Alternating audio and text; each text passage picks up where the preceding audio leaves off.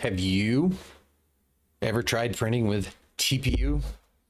Ended up with the forbidden spaghetti, printer jams, lots and lots of printer jams, and something that looked a little lot like a melted gummy bear? Yeah, me too. This video is probably for you. I was this close to giving up on this design until I started, you guessed it, started using ChatGPT. Today, I'm going to show you exactly how I went from a failure to success and how ChatGPT helped me troubleshoot, tune, and finally nail this TPU print. What's up, everyone? I'm Runnin' Joe, and I design and build real world parts, not just benchy boats. And this TPU part bought me every step of the way. As you'll see in the program here, this part, it's flexible, it's functional, and absolutely unforgiving if the settings are off. Instead of doom scrolling forums for hours, asking a Facebook group for a little bit of advice to be told, dry your filament, I decided I was going to use ChatGPT as a printing assistant. And man, oh man, it absolutely changed my workflow when it comes to 3D printing. Here is what's going on. Classic TPU issues: filament buckling, over extrusion, retractions doing more harm than good, print speed way too optimistic, and the worst part, every print wastes hours. Here's the key, guys. I didn't just ask, why is my TPU print failing? I gave ChatGPT context, giving it your printer model, your extruder type, your TPU hardness, your nozzle size, your exact failure symptoms. As you can see here, I needed some help identifying what I needed to do for the last 10 to 15%. You can easily put in, I'm printing TPU 95A on a direct drive printer, getting stringing and under extrusion. On small features, here's what my retraction currently is. That's when the answers stopped being generic and started being useful. Here are the changes that mattered the most. 1, reduce retraction distance. 2, slowing your retraction speed down. 3, lowering print speed.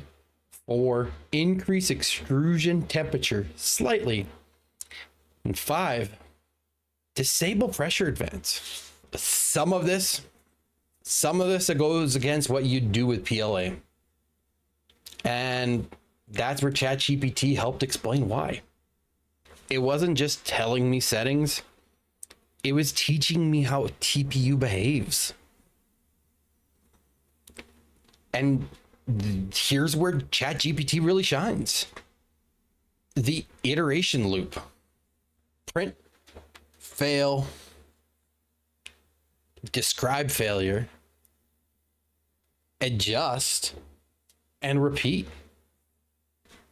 And instead of just literally saying, okay, stringing is gone, but holes are closing up, and it would suggest flow adjustments, wall overlap changes, cooling tweaks. That feedback loop, it saved me days. And then this, clean layers, no blobs, flexes, exactly how it should. Same printer, same filament. The difference, it's understanding And ChatGPT helped me bridge that gap. If you want to use ChatGPT for 3D printing, here's my advice. 1, give your full printer and filament details. 2, describe your symptoms, not just it failed. 3, iterate instead of asking one big question. 4, and most importantly, treat it like a collaborator, not just Google. It's not going to replace experience, but it is going to accelerate it. And for those going, Joe, this seems sponsored. It isn't sponsored. Man, I wish I just used it more, used it sooner. If you want, I can do another video showing you my exact final TPU settings.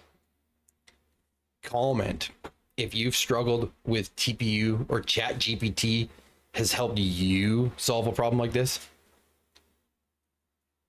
And most importantly, like and subscribe. And I'll see you in the next one. If you got to the end of this video, thank you so much. I know it wasn't that long. I know it's totally different than what we normally do around here.